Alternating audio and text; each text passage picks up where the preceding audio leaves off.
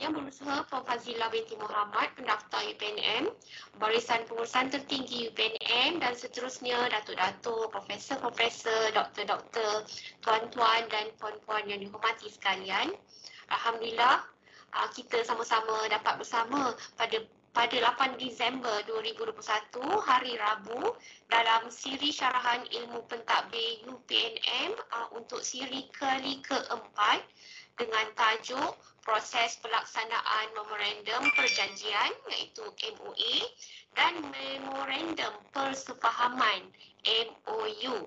Saya perkenalkan penceramah kita terlebih dahulu pada pagi ini, Puan Zunika binti Sulaiman, dilahirkan pada 16 Julai, pemegang ijazah sarjana muda undang-undang dengan kepujian daripada Universiti Kebangsaan Malaysia UKM, dan seterusnya diterima sebagai Peguam Bela dan Peguam Cara Mahkamah Tinggi Malaya pada 14 Jun 2002 dan memulakan kerjaya di UPNM pada 5 Januari 2015 sebagai pegawai undang-undang di bahagian undang-undang pejabat Night Chancellor, yang mana sebelum ini dikenali sebagai bahagian governance dan perundangan.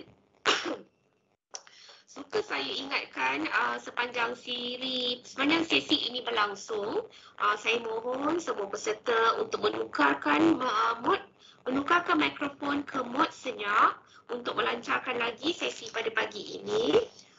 Sebarang pertanyaan atau persoalan boleh dikemukakan di ruangan chat atau komen di Microsoft Teams ataupun Facebook Live pejabat pendaftar. Kita bersiaran melalui dua link ini, di Microsoft Teams dan juga di Facebook pejabat pendaftar.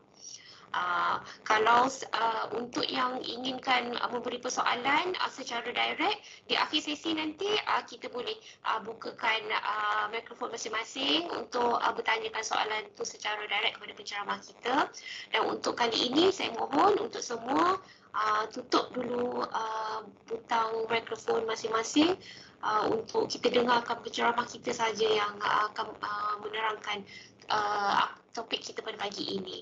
Tanpa saya melengahkan masa, saya mempersilakan Puan Zunika untuk meneruskan sesi pada pagi ini. Dipersilakan Puan. Okey. Bismillahirrahmanirrahim. Dengar suara saya? Dengar jelas.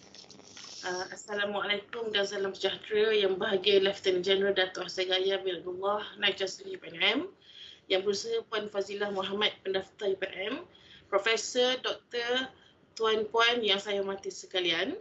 Terima kasih juga kepada hos kita pada pagi ini, Puan Nur Zunaira dan pihak Unit Latihan dan Kompetensi Pejabat Pendaftar sebagai penganjur, serta sahabat-sahabat pentadbir UPNM kerana memberi peluang dan ruang kepada saya untuk berkongsi ilmu pada pagi ini dengan tajuk yang tidak asing lah, ya, yang dekat di hati semua pentadbir, iaitu pelaksanaan Memorandum Perjanjian MOA dan Memorandum Persefahaman MOU di UPNM. Okey, sebelum saya mulakan taklimat, saya ingin maklumkan bahawa fokus taklimat saya pada pagi ini kita akan terhadkan kepada MOA dan MOU yang bukan berunsur perolehan ataupun pekerjaan. Kerana kedua MOU dan MOA itu dia ada set of rules dia yang lain yang kita akan boleh sentuh di sesi yang lain lah. Yang kita akan sentuh pada hari ini adalah kolaborasi yang khususnya bagi tujuan akademik dan penyelidikan lah. Okey, seperti UA lain, UPNM sentiasa membuat kolaborasi khususnya bagi tujuan akademik dan penyelidikan. Kolaborasi ini kebanyakannya akan direkodkan melalui pemeteraian MOA atau MOU lah. Tujuannya satunya untuk tujuan MYRA dan keduanya untuk memastikan apa yang dirancangkan tu dapat dilaksanakan lah kerana dia dalam bentuk yang bertulis. Sehubungan itu, pada sesi pagi ini, bahagian undang-undang akan memberi overview berkenaan proses pelaksanaan MOU dan MOA di UPNM. Diharapkan agar taklimat ini dapat memberikan pendedahan lah khususnya kepada para pentadbir yang bertugas menguruskan portfolio ini di FPJB masing-masing, ya. Okey. Taklimat saya akan sampaikan ini, saya skopkan kepada 5 subtopik lah, iaitu pertama punca kuasa, kedua ciri-ciri MOA dan MOU, ketiga proses pelaksanaan di UNM, keempat adalah implikasi perundangan dan kelima adalah isu yang berkaitan lah. Okey.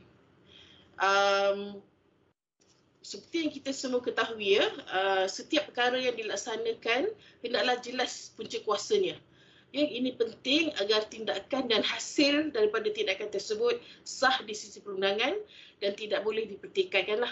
So in our case ni, pada pagi ini apa yang menjadi punca kuasa kepada universiti untuk membuat suatu MOA atau MOU dengan pihak lain.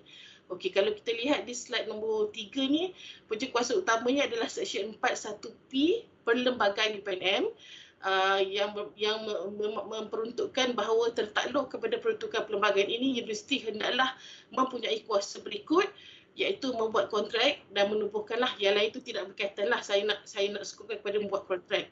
So dengan adanya kuasa yang diberi pada universiti oleh perlembagaan ini, jadi universiti ada lokus untuk mengadakan MOA atau MOU dengan pihak lain lah, ya. Okey. Selain itu, Seksyen 43 Perlembagaan UPNM juga memperuntukkan bahawa kuasa bagi Seksyen 41P tadi tu hendaklah boleh dijalankan oleh lembaga.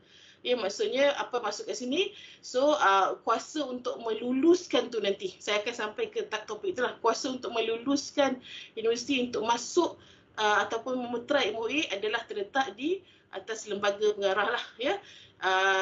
Kita tak boleh kata senat boleh lulus kecuali kontrak itu atau MOA itu ada unsur akademik dan itu perlu bawa kepada senat untuk kelulusan, dan pemeteraian MOA itu sendiri perlu mendapatkan kelulusan lembaga.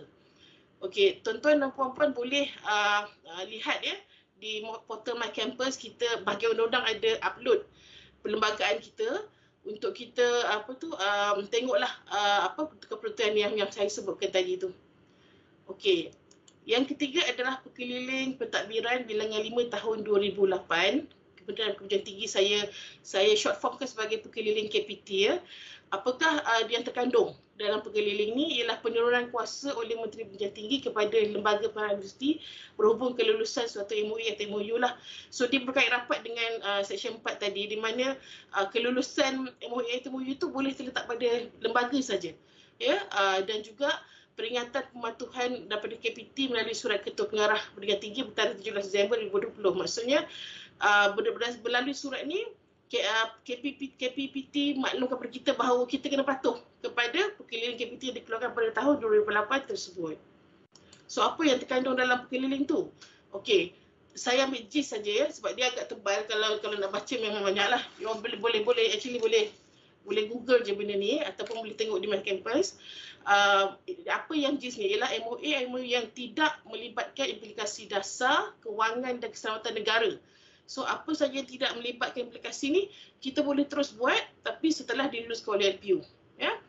Okey, dan juga sesuatu MOU dan MOU tu hendaklah mengikut format standard secara keseluruhan in toto dalam pekeliling KPT tadi, dan juga tidak melibatkan dasar-dasar semasa kerajaan, implikasi kewangan dan keselamatan negara, dan bukan ditandatangani dengan mana-mana kerajaan asing. Okey, kalau kita tengok format standard, yang in toto maksudnya adalah lebih kepada MOU. MOA itu ada certain clauses yang nyatakan dalam pekeliling tu yang mesti ada dalam MOA kita. Tapi yang selebihnya kita boleh sesuaikan mengikut keperluan kita lah. Tapi kalau MOU tu mesti follow. Memang nampak rigid tapi itulah yang diniatkan dalam pekeliling tu yang dimaklumkan kepada kita untuk kita patuh. Ya? Okey, yang keduanya dasar-dasar semasa lah. Kalau ada political element, kita kena dapatkan kelulusan kementerian dulu lah kalau kita nak masuk MOU atau MOA tu. Dan juga implikasi kewangan di keselamatan negara. Contohnya kalau kita nak masuk dengan kerajaan Palestin, contohnya lah. So kita kena mendapatkan kelulusan KPT baru kita boleh buat. Okey, yang tiga tu yang saya sebut tadi, kerajaan asing. Tapi kalau universiti, negara asing, itu tak payah dapat kelulusan. Contohnya kita pernah masuk dengan MOU dengan Universiti Istiqlal Palestin. Dewan tak payah dapat sebab dia adalah sebuah universiti. Tapi kalau kita nak masuk dengan kerajaan tu, dan itu kena melalui mendapatkan kelulusan KPT dulu. Ya. Okey, selesai bab tu. Kalau ada nanti yang nak tanya, boleh tanya di hujung taklimat ya. Okey, saya akan masuk ke skop kedua, iaitu ciri-ciri MOA dan MOU lah. Kalau kita tengok daripada gambar tu pun kita dah nampak lah. Memang daripada tajuk tu pun kita dah nampak beza dia. Kita tengok pula apa secara bertulisnya ya. Okey. MOA ni adalah dokumen yang menyatakan syarat, terma, janji persetujuan pihak-pihak secara bertulis. So ayat secara bertulis tu penting kerana walaupun by conduct atau verbal action boleh menjadi satu kontrak, tapi lebih mudah ditafsirkan sekiranya ia buat secara bertulis. Okey. Dan juga apa sahaja syarat, terma, janji di dalam four corner of the document tu, sebaik saja ditandatangani, ia akan mengikatlah. So that's why yang kita kena betul-betul tengok apakah janji kita dengan pihak sebelah sana tu sebelum kita masuk kontrak ataupun MOA tersebutlah. Okey. MOA ni boleh dimenterai oleh dua atau lebih pihak. Ya, ada yang pernah bertanya pada BUU, boleh ke tiga pihak? Boleh. Asalkan bidang yang dimasuki yang ingin dijanji tu ataupun dibuat kerjasama tu adalah bidang yang samalah. Tak boleh nak jual sayur dengan B tapi nak jual daging dengan C nak buat satu kontrak yang sama. Tak boleh lah macam tu ya. Itu maksudnya lah. Okey, yang ini yang paling penting. Apabila kita sign MOA, ia mewujudkan obligasi dan liability perundangan dan mengikat pihak-pihak berkontrak. Jadi in this case kita balik ke section 4 1P tadi tu. Maksudnya universiti mempunyai kuasa untuk masuk MOA. Jadi bila kita sign tu, siapa yang terikat di sini? Universiti lah kan. That's why kita sebagai staff universiti, apabila kita nak buat satu MOA tu, kita harus tengok apakah implikasi kepada universiti sekiranya berlaku perkara-perkara yang tidak diinginlah, macam keingkaran semua tu lah kan. So that's why benda-benda ni bukan saja di pihak BUU lah. Saya nak menasihatkan supaya pihak yang nak buat MOA tu pun tengok juga adakah kesannya pada universiti boleh memprejudiskan universiti. Okey, bukan saja di pihak kami lah. Okey. Seterusnya, MOA hendaklah memenuhi elemen-elemen di bawah Akta Kontrak 1950 secara serentak untuk menjadikan MOA sah dan boleh dikuatkuasakan. Ini adalah prinsip asas suatu kontrak lah. Ya, MOA tu bila kita sebut MOA, ia adalah juga kontrak. Nama lainnya adalah kontrak. Tapi because kita dah terbiasa kat UPM ni MOA, so saya sebut MOA lah. Sebenarnya MOA dan kontrak adalah sama. So apa saja elemen di bawah Akta Kontrak 1950 yang berkuasa di Malaysia, kita kena penuhilah secara serentak. Kenapa? Supaya kalau tidak menjadikan dokumen tu ataupun MOA itu batal ataupun voidable ya, ataupun dia tidak sah di sisi undang-undang. Okey.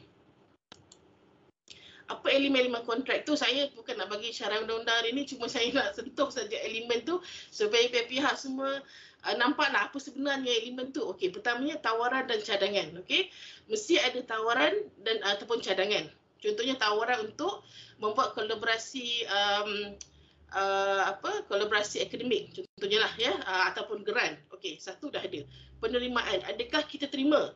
Dan adakah di pihak universiti yang menerima tu adalah pihak yang ada autoriti? So itu yang selalu kami tanya, siapa yang setuju terima? Jatuh kuasa mana yang telah meluluskan penerimaan? Okey. Balasan di sini adalah maksud manfaat lah. Contohnya yang dekat kepada UPM ni adalah transfer of knowledge, sharing of human resource ataupun mungkin dalam bentuk monetary. Contohnya licensing kan, kita buat apabila suatu produk dihasilkan dan IP diwujudkan, so kita boleh licensekan benda tu, boleh commercialize, so akan ada wujud elemen monetary di situ.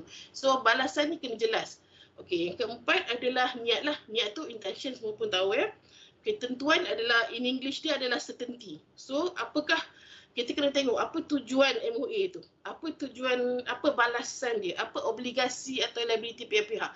Semua tu kena certain.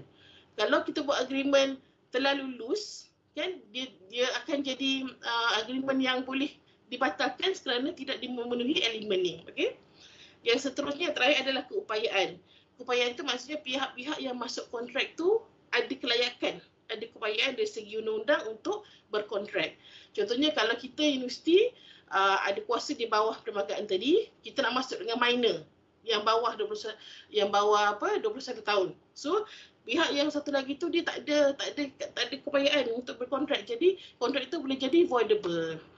So elemen-elemen ni apabila satu FPJB tu nak buat agreement tu atau MOA, mohonlah lihat pada perkara ini adakah elemen-elemen telah dipenuhi. Memang kami akan memberi teguran ataupun komen lah kalau ada antara yang tidak dipenuhi, tapi saya rasa suka saya mengingatkan FPJP pun boleh mengambil proaktif lah untuk melihat juga perkara ini bersama. Okey. Antara contoh MOA yang kita ada buat di universiti adalah NDA. NDA dia memang selalunya PPPI lah yang selalu akan buat, kerana tujuan NDA ni untuk kita berkongsi maklumat. So tujuannya bila kita dah berkongsi maklumat tu, orang yang mendapat maklumat tu kedua-dua pihak tak boleh disclose kepada orang lain. Okey, keduanya CRG kita ada. Lepas tu licensing tadi saya ada sebut. Lepas tu academic collaboration. Academic collaboration ni umum lah, sebab ada yang kita buat tu bagi tujuan franchise program, ada tujuan untuk develop program So itu dia termasuk dalam academic collaboration lah. And then supplementary. Supplementary ni tujuannya untuk kita untuk kita meminda perjanjian yang telah dimeterai lah Maknanya dua-dua pihak dah sign, tiba-tiba alamak ada benda nak kena pindah atau nak tambah, dan dia tak boleh ambil balik itu, tulis situ je. Itu dia tidak menjadi suatu agreement yang sah lah.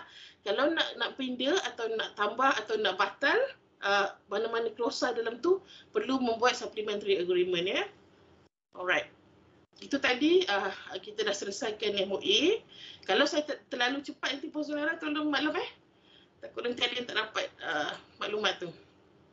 Okey. Yang kedua adalah MOU. Apa itu MOU? MOU adalah dokumen yang merekodkan persefahaman atau hasrat. Dia macam kita nak shake hand lah. Macam kita baru jumpa, boleh tak kita bincang? Tapi kita nak bincang ni general dulu, belum nak betul-betul ada ikatan kan. That's why kita akan nasihatkan buat MOU. So sama juga macam MOA, dia boleh dimeterai oleh dua atau lebih pihak, dan dia tidak mewujudkan obligasi perundangan dan mengikat pihak-pihak kontrak lah. So memang kita dah sebut dalam MOU tu memang ada klausa yang standard bahawa dia tidak akan tidak ada legal enforcement ataupun legal obligation apabila kita menandatangani. So dia macam hanya bertunang lah macam tu contohnya lah kan. Okay. So format dia hendaklah mengikut yang ditetapkan oleh perkilian KPT tadi, yang macam saya sebut tadi lah. So kalau ada kes, kita ada kes lah di mana ada pihak yang tak nak ikut format tu. So kami tak boleh buat apa sebab kami perlu mematuhi perkeliling tu. Apa yang kami boleh buat ialah kami akan panjangkan kepada pihak KPT untuk mendapatkan kelulusan tidak mengikut format tu lah. Tapi itulah yang kami nasihatkan bahawa perkara tu akan mengambil masa yang lama lah. Kita memfahamkan PUU dia nak tengok, dia nak bagi penasihatan kepada pihak atasan. So mungkin akan menyebabkan rencana antara pihak tu akan delay sikit lah. Tapi kita kena bear in mind bahawa MOU tu dia tidak mengikat. Jadi kalaupun kita tak nak ikut format dia, kita nak ikut format kita, and then kita sign juga, tapi akhirnya dia tidak mengikat pihak-pihak. Sedangkan kita punya rancangan awal tu dah delay dah because of kita tak nak ikut format dia kan. Tapi terpulanglah pada pihak PPJB kalau ada pihak luar yang tak nak ikut format. So itulah yang boleh dibuat lah. Kami memang tak boleh nasihatkan untuk kata yes kepada format yang diberikan oleh pihak luar tu lah sebab kita dah terikat dengan perkeliling KPT tadi tu. Okey, tadi adalah skop kedua, ciri-ciri MOA dan MOU. Ketiga ni yang lebih detail lah sebab ini memang saya punya topik pagi ni iaitu proses pelaksanaan di UPNM. Okey, macam saya sebut tadi, saya tidak akan menyentuh MOA bagi prosedur perolehan dan employment lah. Sebab walaupun elemen kontrak tersebut tadi mesti ada juga dalam MOA perolehan dan MOA kerjaan ni, tapi mereka ada rules yang berlainan.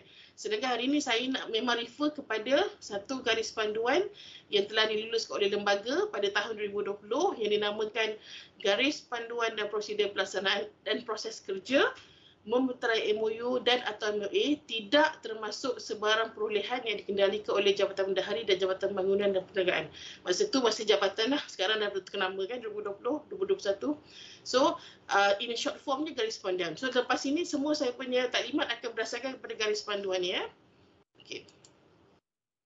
Seperti saya maklumkan tadi, garis panduan ni berkuasa mulai tahun 2020 setelah diluluskan oleh LPU. Saya tengok bahawa pihak BKKPA sebagai penaja kertas cadangan kepada LPU ni telah menghebahkanlah kepada ada beberapa orang para pentadbir lah di FJB secara email. Dan saya juga dimaklumkan bahawa garis panduan ini belum diupload dalam My Campus. So mungkin saya akan berbincanglah dengan pihak BKKPA sama ada kami nak upload ataupun ataupun BKKPA sebagai penaja paper kan. Cumanya saya rasa penting perkara ni ada di setiap APJB lah ya, garis panduan ni ada supaya bila nak buat bila kita diarahkan oleh ketua jabatan, dekan ke pengarah ke untuk MOA, kita boleh terus refer kepada garis panduan ni kan, nampak ni. So dia lebih mudah. Dalam ni semua ada. Iaitu you boleh tengok proses kerja, you boleh tengok kluster-kluster ataupun portfolio kerjasama mana yang MOA yang you nak buat ataupun MOA yang you nak buat tu. Okey, elemen penting di bawah garis panduan ni kita boleh skopkan atau kita boleh kecilkan kepada 5 elemen lah. Pertamanya adalah portfolio kerjasama. Keduanya tugas fakulti, pusat petugas APJB sendirilah dalam aktiviti ni. Dan ketiganya adalah proses kerja. Keempat adalah penandatangan MOU atau MOA atau MOU. Dan kelima adalah pemantauan dan rekod. Okey. Sekejap ya.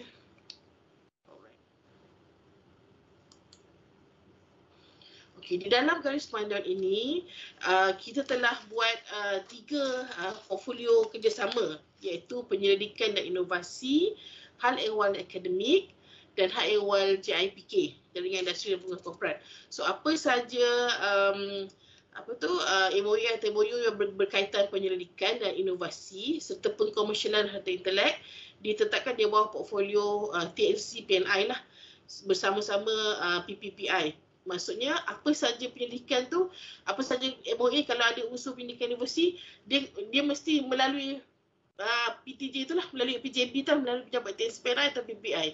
Sebabnya dia decentralisekan kepada satu tempat, sebabnya nanti akan membentangkan semasa Exco dan semasa LPU adalah TNC sendiri. So that's why kita buatkan dia punya portfolio lah, supaya mana-mana APJB contohnya lah ada yang dapat grant. So agreement grant tu kena melalui pejabat TNC ya. Okey, yang kedua adalah hal akademik. Ini lagi luas lah, apa saja yang pasal akademik diletakkan ataupun ditetapkan di bawah portfolio TMCAA lah, akademik antarabangsa. Ya, contohnya kita ada kolaborasi akademik untuk develop program ke, ataupun kita nak franchise program ke. So itu semua melalui hal akademik. So bila kami semak MOA atau MOU, bila ada kerjasama kan, bila part kerjasama tu mereka tanya, adakah ini telah mendapat perakuan TNCA? Itu tujuan kami tanya, sebab kita dah ada portfolio kerjasama tu. So kalau you nak buat, kata tuan-puan nak buat apa-apa MOA yang berkisah akademik, so mesti ditaklimatkan ataupun dimaklumkan kepada pejabat TNCA bahawa kita nak sign MOA ni. So bila semak akan nampak komen kami macam itulah. So itu sebabnya, sebab kami follow garis panduan ni. Okay, yang ketiga adalah hal ehwal JIPK. Ini adalah selain daripada pendidikan inovasi dan juga hal akademik, lebih kepada networking lah. Ya, macam kita contohnya paling baru ni kita ada nak sign dengan LPPKN contohnya. So itu adalah networking kita dengan pihak luar. So boleh melalui jaringan industri, pejabat jaringan industri dan pengurusan korporat yang akan paper untuk kelulusan tu akan dibentang oleh PNC JIPK sendirilah. Ya. Okey. Okey, di dalam garis panduan ni juga dinyatakan tugas APJB itu sendiri. Okey, macam saya cakap tadi lah, membuat MOA itu mengikut portfolio kerjasama dan juga hendaklah mengikut garis panduan agar tindakan seragam dan tidak boleh dipersoalkan lah. Ya, dan juga sentiasa menjaga hak kepentingan dan reputasi universiti dalam mengadakan kerjasama. Maksudnya kalau agreement tu kita nampak ada unsur berat sebelah dan kita kena negotiate lagi supaya dia jadi win-win situation antara universiti dan pihak luar tu lah. Sebab kadang-kadang bila kita semak MOU atau MOA tu kita nampak ada manfaat kepada universiti, cuma agreement tu terlalu in favor kepada pihak sana, walaupun manfaatnya mungkin ada untuk universiti tapi terlalu in favor sana je. So kita kena seimbangkan supaya at the end of the day lepas sign kedua-dua pihak dapat win-win situation. Okey, seterusnya terma dan syarat MOA adalah realistik dan boleh dilaksanakan tanpa menjaskan hak dan manfaat universiti lah. Contohnya terma yang kita nak buat tempoh perjanjian sampai 50 tahun. Macam contohnya lah, adakah itu realistik? Kan? Adakah itu bermanfaat pada universiti? So kita kena tengok benda-benda macam tu. Dan juga contohnya kita nak buat perkara yang tiada dalam bidang kepakaran kita. Adakah kita sedia untuk buat perkara itu? So kalau pihak FAJB yang nak sponsor perkara aktiviti itu sedia, dan kalau ada apa-apa isu berangkit, dia kena sedia untuk itulah, untuk defend lah dia punya cadangan tu. Itu adalah tugas-tugas yang kita para pentadbir apabila diminta untuk menguruskan MOA itu kena tengok juga. Bukan just ambil dan buat. Bukan just ambil. Ya? Ada apa soalan? Puan Saudara? Tak ada Puan, boleh lama Puan. Okey, alright. Terima kasih. Okey, ketiga adalah proses kerja. Di dalam garis panduan ni ditetapkan 7 peringkat proses kerja untuk dilaksanakan sebelum ditandatangani lah. Okey, pertamanya adalah persiapan awal, penyediaan dan semakan draft, pembentangan dalam mesyuarat exco bagi tujuan perbincangan, pembentangan dalam mesyuarat LPU bagi tujuan kelulusan dan pemantauan pelaksanaan itulah khusus bagi cadangan pelanjutan MOA atau MOU tu ya. Okey, saya akan go through one by one secara ringkas. Okey, persediaan awal ni adalah kita ataupun universiti atau FAJB yang nak mengadakan aktiviti tu, nak memeterai MOA atau MOU tu, hendaklah memastikan pihak satu lagi tu institusi atau badan yang diiktiraf lah. Walaupun kita bukan tanggungjawab kita untuk memastikan mereka ni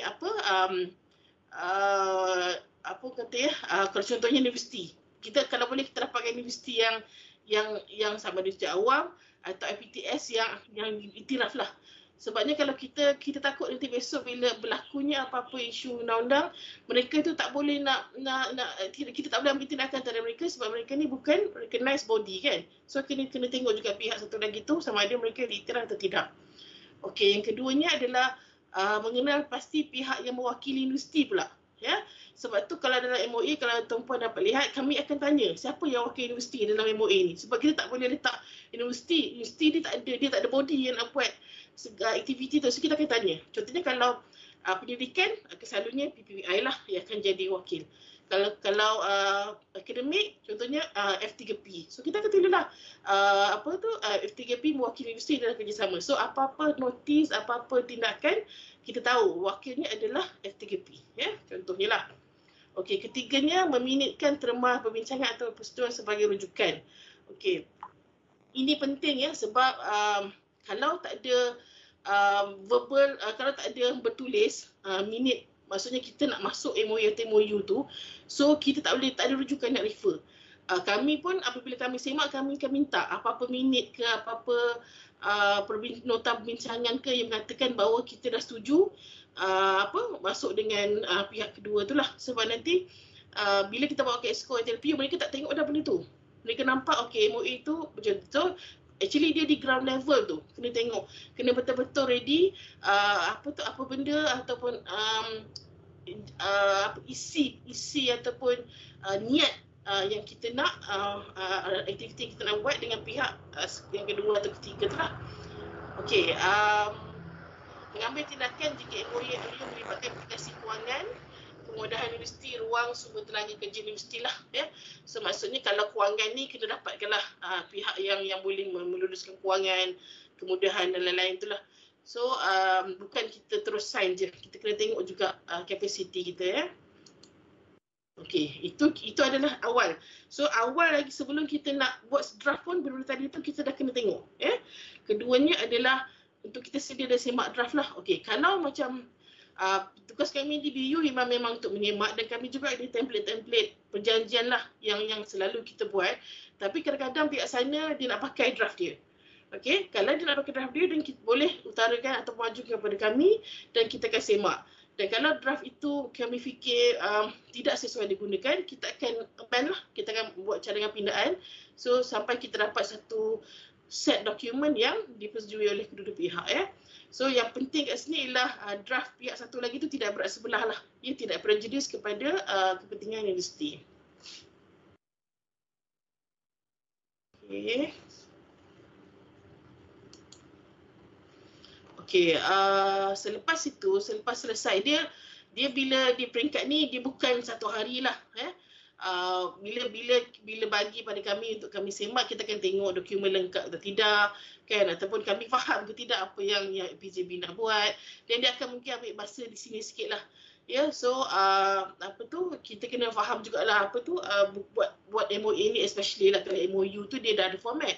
MOA ni dia memang kena tengok betul-betul lah sikit. Ya, tak bolehlah bagi hari ni turun hari ni juga. Itu memang tak dapat lah kan. Tapi kita akan sedaya mungkin lah memberikan hikmat terbaik lah kepada universiti untuk mempercepatkan satu-satu aktiviti itulah melalui MOA. Okey, selepas selesai draft tu mungkin ada 2 atau 3. Okey, kalau dah ada final draft yang dua-dua pihak dah setuju ya, pihak kita dah setuju, pihak yang kedua atau ketiga dah setuju, barulah kita akan masuk ke bab untuk kelulusan. Okey, pertamanya di UPNM sebenarnya kalau ikut perlembagaan kuasa melulus pada LPU saja. Boleh je kita terus pergi LPU, tapi kita di amalan kita di sini kita akan bawa ke ESCO dulu kan. Untuk tujuannya ESCO ni apa? Dia nak bantu LPU tengok pro and con MOA atau MOU tu lah kan. So dia akan tengok semualah dari segi kerjasama, dari segi kewangan. So kalau ada impact ataupun prejudis kepada universiti, so dia akan tenang balik lah. So kita kena betulkan apa yang perlu dibetulkan. So kalau dah betul kita punya di pihak PJB tu, barulah bagi balik ke ESCO dan disahkan balik bahawa pindaan telah dibuat dan ESCO peraku, barulah kita akan bawa ke next step iaitu kepada LPU. Okey, yang ini memang wajib sebab tadi Seksyen 43 sebut kan, hendaklah ataupun boleh dijalankan lah, walaupun dia kata sebut boleh, tapi kita follow, kita buatlah strictly. Kena dapatkan perlembagaan, kelulusan LPU. Kecuali LPU ataupun kecuali MOA itu ada unsur-unsur tadi tu, ada unsur politikal, ada unsur keselamatan negara, that one kena KPT tu baru pergi LPU. Tapi kalau yang tidak ada isu-isu tu, boleh terus pergi LPU, dan selalunya LPU apabila melihat bahawa ESCO telah menapis MOA atau MOU tu, LPU selalunya akan memberi kelulusan. Okay? So pada peringkat ini, pembentangan MOA atau MOU tu ataupun cadangan MOA atau MOU tu akan dibuat oleh Timbalan Chancellor atau PNC, portfolio lah. That's why yang kita dah garis panduan, kita bahagikan ke portfolio. Sebabnya bila nak bentang nanti, kita tak panggil PJB, kita akan minta Timbalan Chancellor yang di dalam portfolio tu untuk bentang. So lebih mudah kalau TNC yang berkhusus lah, agreement macam pendidikan TNC PNI. So dia lebih mudah untuk dibentangkan dan untuk dia memberi pemahaman lah kepada ahli lembaga untuk mendapatkan kelulusan. Okey, kalau ada apa-apa komen atau penambahbaikan yang dibuat oleh LPU, so perkara ini hendaklah diambil kira dan dilaksanakan oleh PJB lah. Tapi jarang sangatlah sebab selalunya bila ESCO tengok tu kita memang dah scrutinize. So bagi ke LPU tu sepatutnya dia tak ada isu dah lah.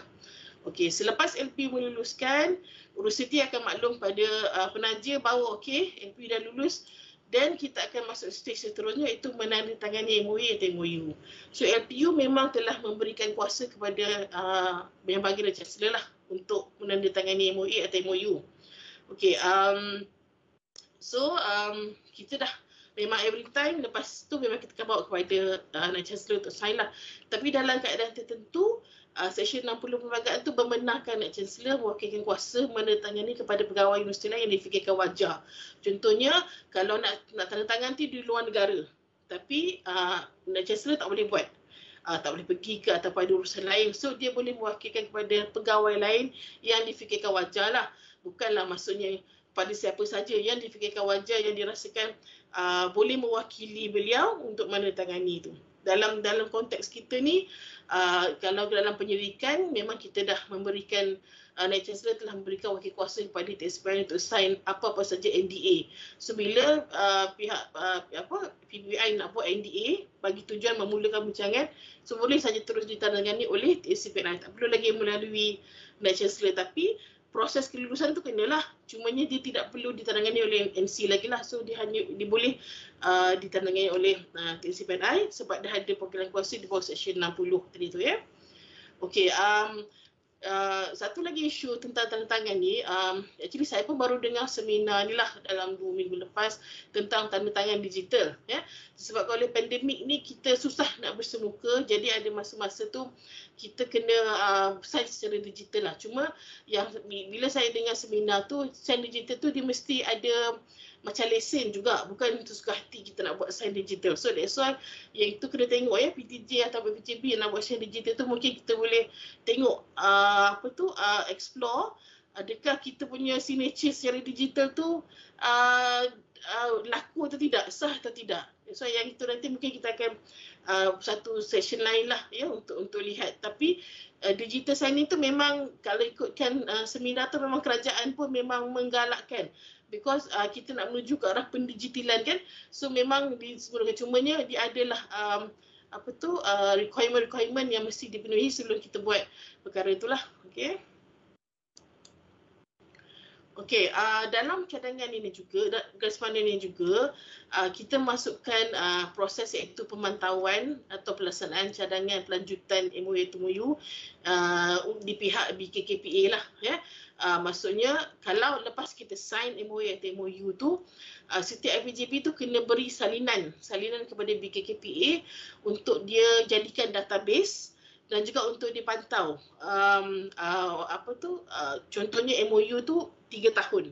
So dia kena pantau. MOU tu dimasuki pada tahun 2021, dah akan tamat pada 2024. So dah akhir ataupun pertengahan 2024, dia akan tengok.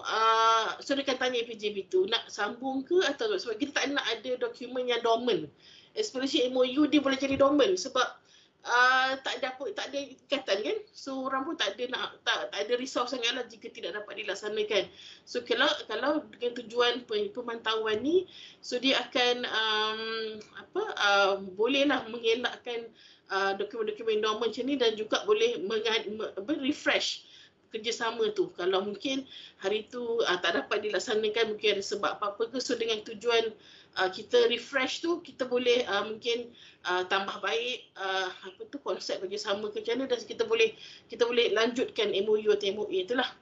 Okey, dan juga kita nak tengok MOA, especially MOA yang kita dah sign tu, adakah kita ikut terma-terma di dalam MOA itu sendiri ya.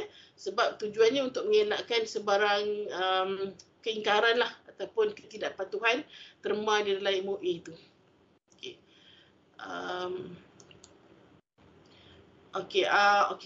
Tadi garis panduan tu macam saya cakap tadi, dia ada 7 peringkat proses kerja ya. Okey. Setelah settle semua ni dan setelah ditandatangani tu, so FPJB yang memeterai MOU tu, terutamanya MOA, kena betul-betul ikutlah ya apa yang ada di dalam terma-terma tu ya. Kerana implikasi yang boleh berlaku apabila kita tidak mematuhi terma atau syarat yang dipersetujui oleh pihak-pihak tu adalah ia akan memberikan implikasi perundangan pada universiti di mana ada boleh berlakunya tuntutan guaman sivil. Okey, bila kita sign, kita tak boleh guna helah ataupun dalihan kita tak tahu. Because kita memang kita the moment kita sign, kita dah kena tahu apa kita sign. Ya, walaupun borang biasa pun, that's why yang kita nasihatkan ini di luar tajuk lah. Kita kena tahu apa kita sign tu lah. Because the moment kita sign, kita dah tak boleh kata kita tak tahu. Ya, memang ada prinsip undang-undang di situ lah. So, sama juga yang ini, bila kita sign MOA, bila berlaku MOA yang mungkin terbatal, terbatal kenapa? Sebab elemen-elemen tidak dipenuhi. Tadi elemen kontrak tidak dipenuhi ataupun tidak sah di sisi undang-undang lah. So, ataupun kemungkinan kontrak ini yang paling kita risau. So, boleh menyebabkan tuntutan guaman sivil. Kita ada setakat ni, kalau tapi ini kontrak perolehan lah. Kita memang pernah disaman because kita menamatkan kontraktor tu dengan cara yang tidak betul. That's why saya kata pematuhan kepada terma agreement tu amat penting lah untuk mengelakkan sebarang tuntutan guaman. Bukan saja dia tak bagus kepada reputasi kita sebagai sebuah setiawam, tapi juga kepada poket kita lah. Sebab nak bayar lawyer ni, kalau tak ada RM50,000 tu, dia bukan nama lawyer. So mesti kena hati-hati lah ya. Okay, alright. Okey, kenapa kita boleh disaman? Because dalam perlembagaan kita pun dah sebut bahawa UPM adalah kekal turun-temurun dan terus mempunyai kuasa penuh di bawah nama itu untuk membawa guaman dan di bawah guaman. So maksudnya yang bawah guaman tu hanya kita saman lah, di bawah guaman yang kita disaman. So maksudnya kalau kita breach kontrak tu, dia tak cari kementerian, dia cari kita terus. That's why kena hati-hatilah ya. Okey, ini saya buat macam simulasi je lah breach of contract. Contohnya gambar tu. Dia kata I order a salad not pasta. So, breach contract lah. Because kita tadi dah janji nak bagi saya pasta, nak bagi saya salad tapi you bagi pasta. So, as simple as that lah ya. Dan kedua ialah bila kata no cats, tapi kita bawa cat masuk rumah. So, sebenarnya kita dah breach. So ini adalah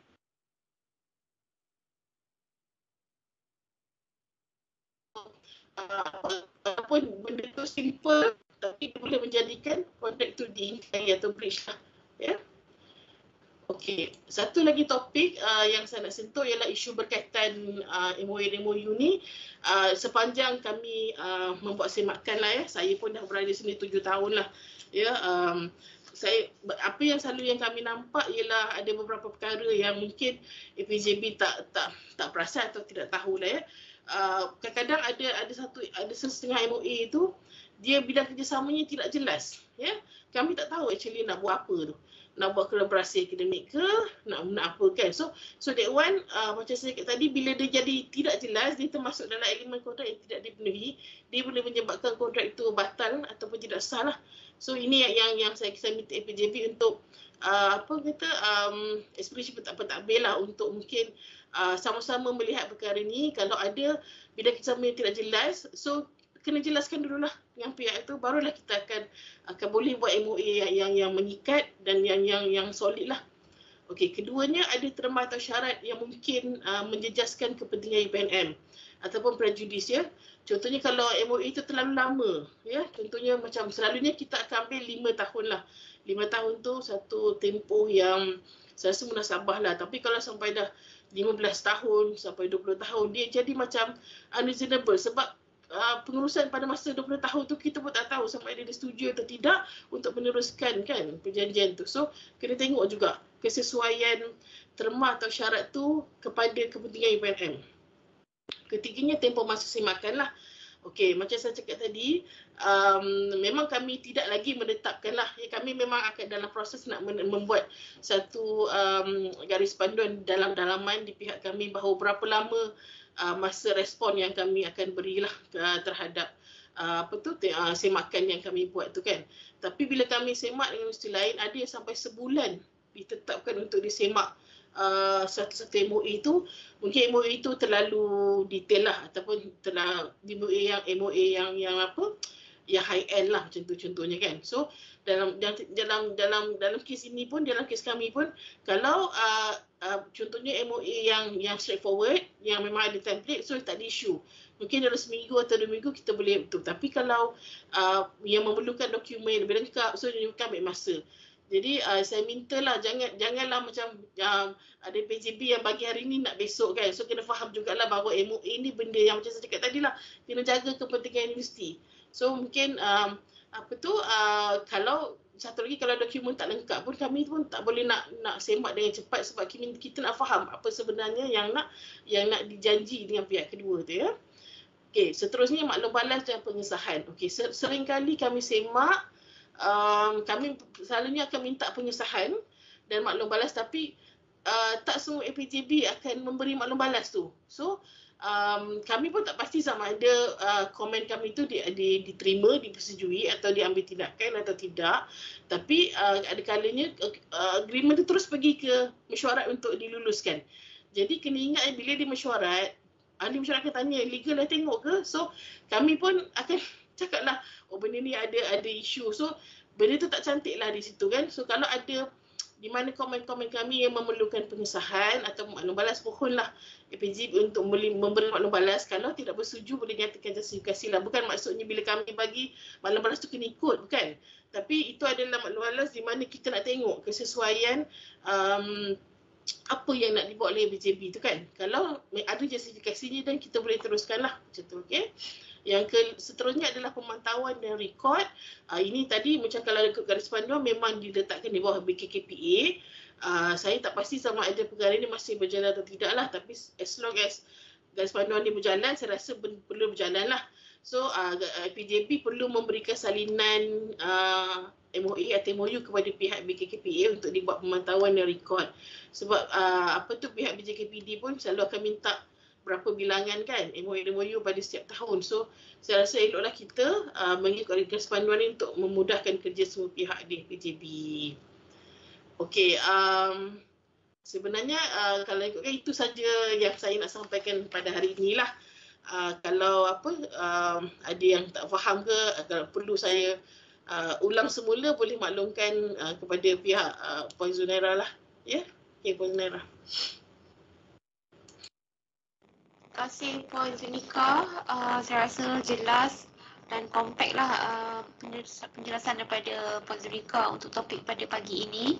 Kepada peserta yang berada di Microsoft Teams, sekiranya ada persoalan boleh kemukakan di ruangan chat ini ataupun di ruangan Facebook pejabat pendaftar. So far saya tengok tak ada lagi. Adakah yang nak bertanya direct dengan Puan Zunika pun boleh. Kita bagi masa dalam tempoh 5 minit ni. Adakah yang nak bertanya? Ada Puan. Okey, silakan. Okey. Assalamualaikum Puan Zunika. Saya Rosidi dari bahagian pengurusan akademik. Dia bukannya persoalan lah. Okey. Kita sebenarnya macam ni. Kalau ikutkan, kalau tak betul, tolong perbetulkan. Saya bukan nak bertanyakan soal macam mana proses MOA ataupun MOU. Cuma saya nak keutarakan di sini adalah mengenai senario yang berlaku di UPNM sekarang lah. Okay. Kalau ikutkan sebelum ni ada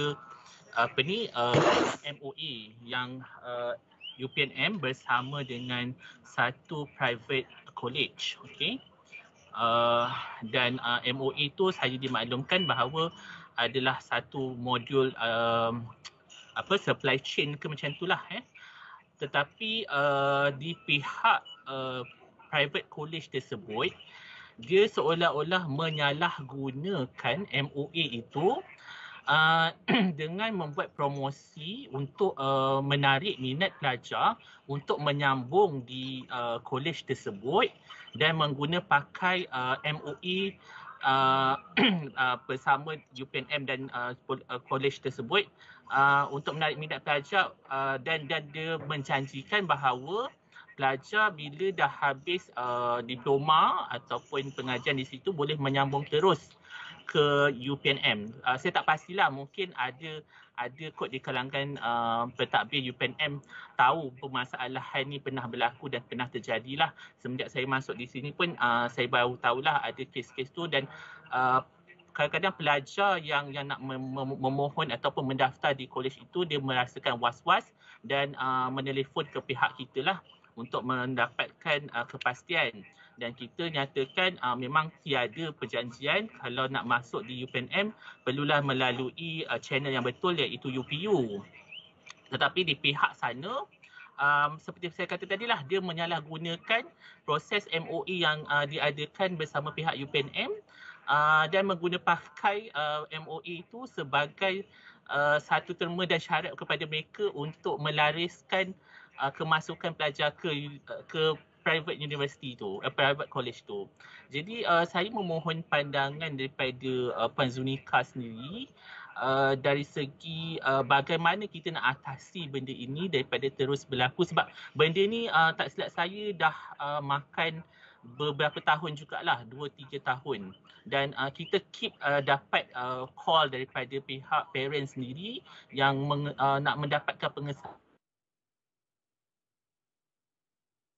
Dan saya ingin kata kepada Puan Zunika juga, apa tindakan yang kami boleh lakukan di pihak BPA sendiri, sebab bila kita call pihak di private university tu, dia cuba macam pusing-pusing cerita. Dia kata memang sebelum ni ada MOE dengan mereka pernah lakukan bersama pihak corporate minta maaf pihak corporate, saya bukan nak menuding jari ke arah bahagian FPJB yang lain, tetapi dia kata dia pernah melakukan MOE dengan bahagian corporate dan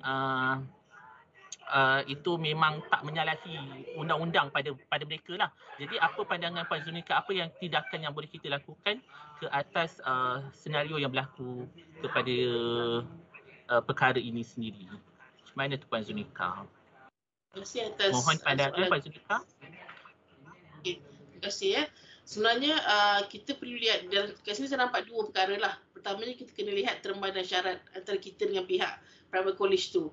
Kalau memang kita membenarkan dia menggunakan logo kita bagi tujuan promosi, dan kita dah sign tu, kita kena follow lah. Tapi apa bentuk promosi tu kita kena tengok balik. Adakah dia di-follow apa yang kita benarkan, ya? Dewan. Keduanya perlu ada aduan rasmi lah daripada pihak pengurusan akademik berkenaan perkara ni, sebab saya tak pernah sampai di meja legal lagi lah aduan rasmi berkenaan perkara ni. Kalau benda ni serius, difikirkan serius, kita perlu duduk dan tengok balik. Sebabnya saya nak bagi offhand, lepas tu saya kena tengok dulu agreement tu sama dia, sebab kadang-kadang dalam agreement, especially academic collaboration ni, memang kita membenarkan pihak satu lagi tu menggunakan logo kita bagi tujuan promosi. Sebabnya kita nak bagi dia dapat juga benefit kan. So tapi dalam kes ni, adakah dia menggunakan itu bagi tujuan yang telah dipersetujui dalam MOA tu. So dia kena tengok balik lah.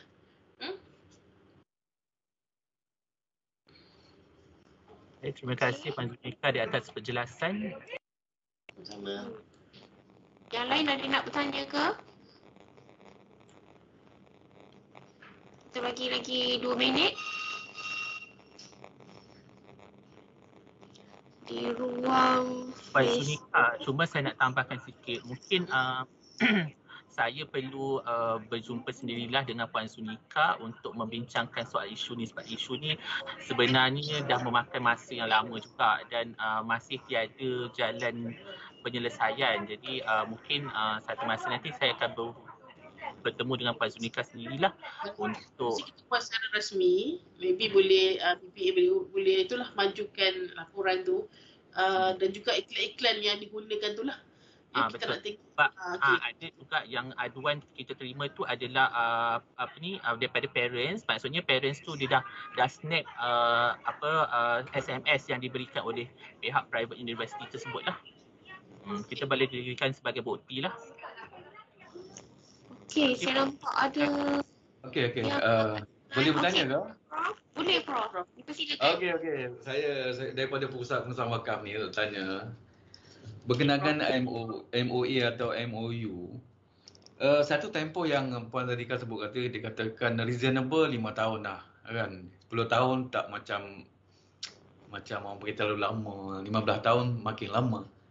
Jadi katakan 5 tahun satu agreement ataupun MOA.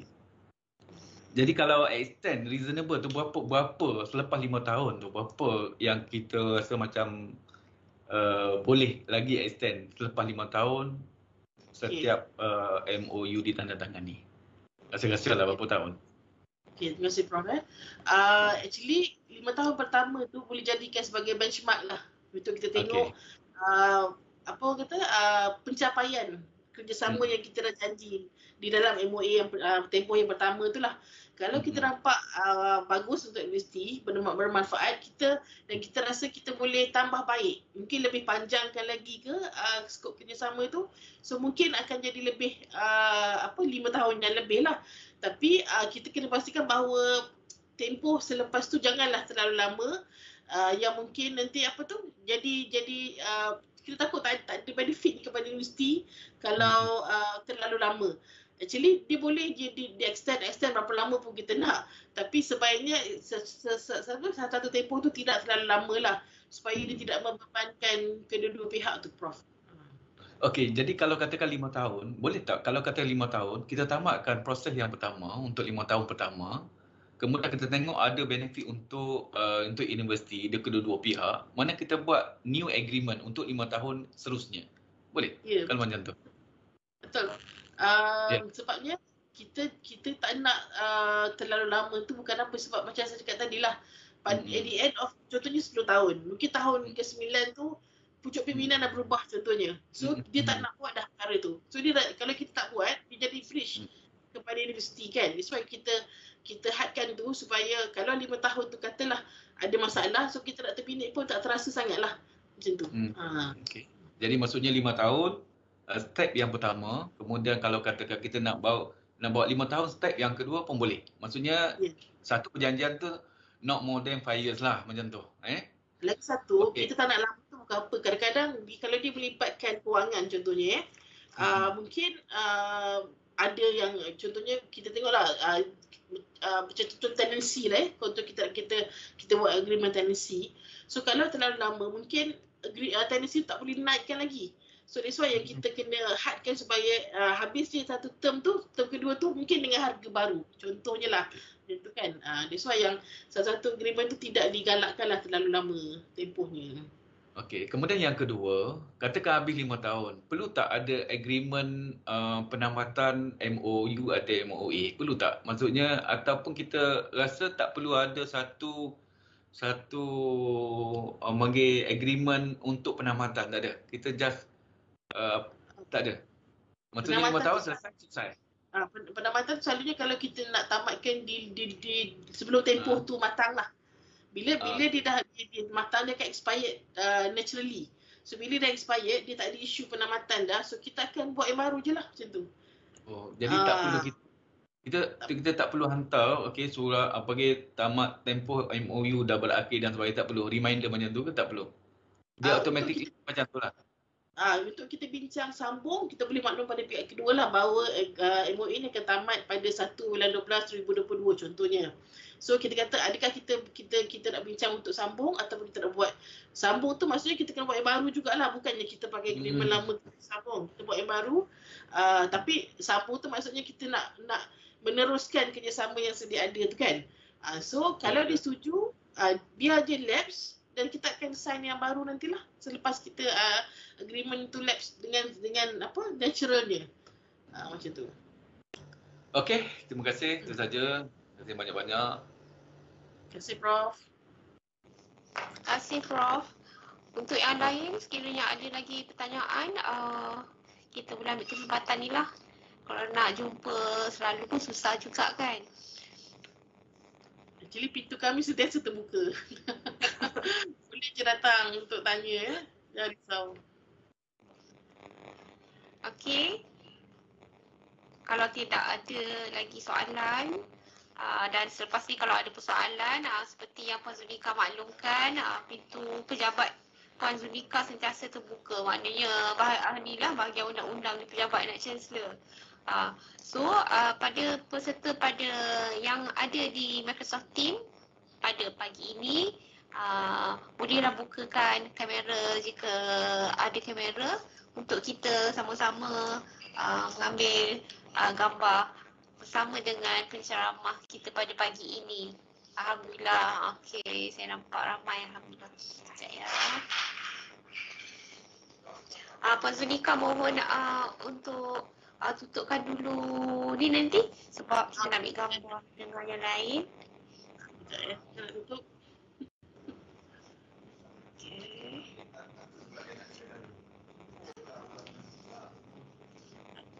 Pak.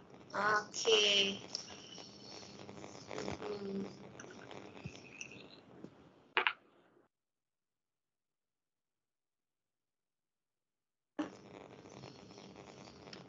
Saya buat kiraan sampai 5. 1, 2, 3, 4, 5. Okey, bos daripada bahagian undang-undang pun ada, Lieutenant Gana Hanif. Okey, lepas ni kita boleh jemput juga daripada ni lah, mana-mana yang ketua APJB juga. Untuk sesi ni, yang untuk pada kali ni kita buat sesi untuk pentadbir. Untuk pengurusan universiti kita akan rangkakan untuk yang sesi mungkin tahun hadapan lah, kita akan buat bersama-sama. Okey. Last ya. Okey, saya sudahi dengan wabillahi taufik wal hidayah. Wassalamualaikum warahmatullahi wabarakatuh. Terima kasih kepada penceramah kita Puan Zulika dan juga kepada semua yang sama-sama dalam Microsoft Team dan juga dalam Facebook pejabat pendaftar. Kita jumpa lagi di sesi yang akan datang, insya-Allah. Terima kasih Puan. Maaf ya kalau ada kurang. Yang terbanyak saja. Okey, terima kasih. Assalamualaikum. Terima kasih Puan Zulika. Thank you semua. Baik.